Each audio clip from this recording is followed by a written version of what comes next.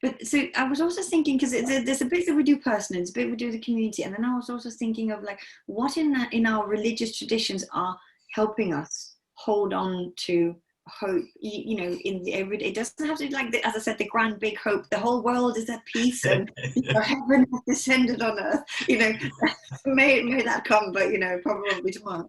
Yeah. So how do we do? How do we get a sense from our tradition in our everyday or our weekly rhythms that might be even stronger than it was before? A sense of gives us hope. So I was just wondering for you, because I guess you can't, and I'm sorry, my understanding of Christian theology might just not be strong enough, but for you do, sorry, I just forgot the word, on a Sunday in the church, you do the Eucharist. Eucharist or Mass. Sorry. Yeah. I guess that is a tangible for you, a tangible sense of hope. I guess. Am I understanding that right? Yeah, definitely.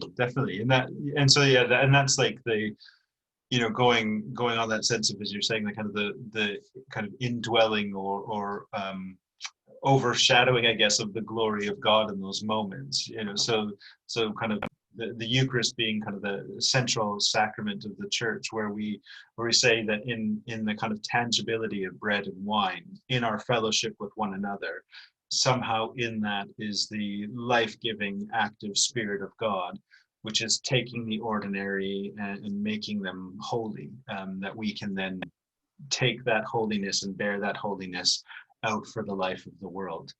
And that it requires, I think that's the thing, is, you know, it requires being together. You know, it's that sense of, you know, the old sense of hospitality and sharing bread with each other. You know, bread was shared when the two people sat down and broke it together, not when someone said, "Here's a loaf for your travels, enjoy," right? You know, and yeah, exactly. It's been good, but yeah. And there's something, you know, there is something about actually those recognizing, I guess, too, you know, somehow in their absence, recognizing how important they have been and are for people, but then actually being able to think a little bit more about kind of why they are kind of meaningful and important. Because obviously, you know, when the structure was just kind of so normal before, you know, you wouldn't have thought to somebody to say on a Sunday morning, we're going to gather together for communion, but do that in your home. Like that, you know, no one would have. So the normative practice of being together, and then people saying, oh, you know, it's just I'm not at church, but it's like, actually there's layers to that. And then you start to, I think, and that's, you know, where I think there's such rich tradition, particularly when you look in the Psalms, where, you know, just those great laments of kind of loneliness and disconnect, which sometimes are right in the middle and part of kind of communal life, and sometimes those are just deeply personal with the disconnects and that we feel kind of from other people.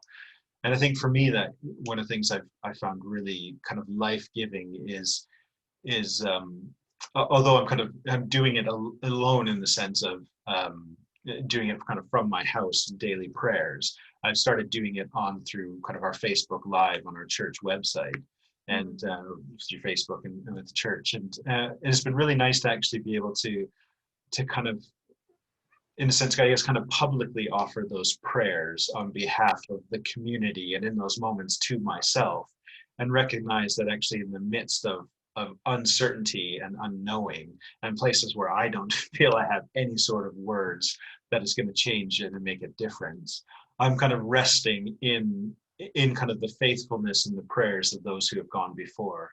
And I'm finding that kind of a real kind of important kind of, I guess, anchoring and stability in the midst of this time. So yeah, and because it's interesting how, you know, our faith traditions have a lot in common, and they have a common background, I guess we could call it, although of course our interpretations are quite different. Yeah.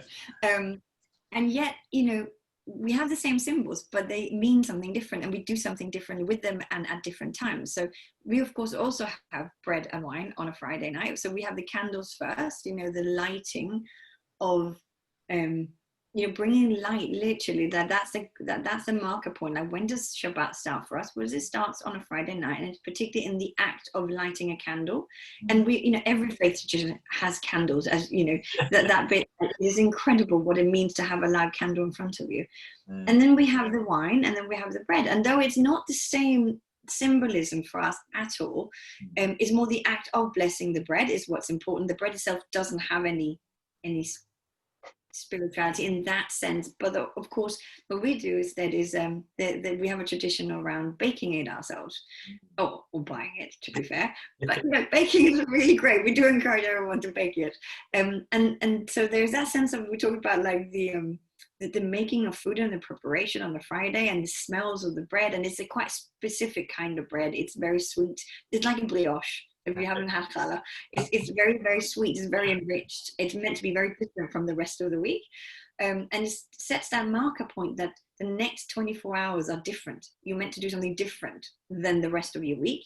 So it is about bringing the sacred into the everyday, but setting aside time for ourselves. And that setting aside of time is, I think, again, has become even more valuable in lockdown, because the days are just endless. They all look the same. You don't go anywhere. You can't, we have a tradition of going for Shabbat lunches or dinners, or whatever, going and visiting family or friends, or meeting up, and of course we can't. So the intentional, as you were saying, the intentional setting aside of Friday night all the way to Saturday night to do something different on Shabbat is really important.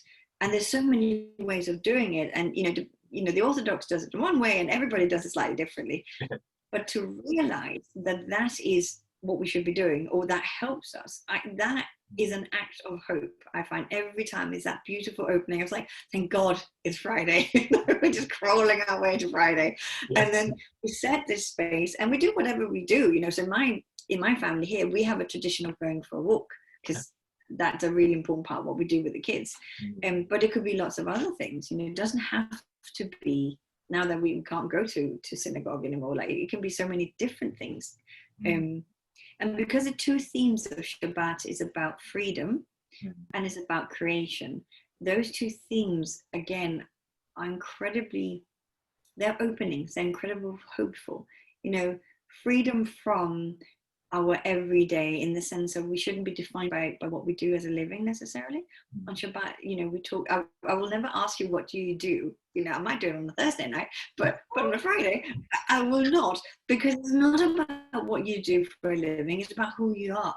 And so rather I'd ask you then, what are your things, what do you like to do in life, or what makes what's important to you, or whatever it is. So there's that freedom to remember that we are human beings first and foremost. We're people, and we're not defined. So it talked about freedom from slavery, right, and Egyptian slavery in particular. But I think in a modern context, it's about not to be enslaved to the everyday structures of what we do and how we earn a living, for example. And then the other theme is about creation and nature, and the continuous recreation of nature. And it reminds you to go outside again, and and find that hope in the outside. So for me, lockdown hasn't changed what we do on Shabbat, interestingly, because it's already meant to be a family thing that you do. But I think its significance and its ability to give hope, I think, is heightened. Yeah. Well, I think as a very quick side point, the more kind of brioche type bread compared to the dry, tasteless wafers we have sounds like a good reason for conversion, if anything else. Remember, we got matzah. Yeah, I know, yeah.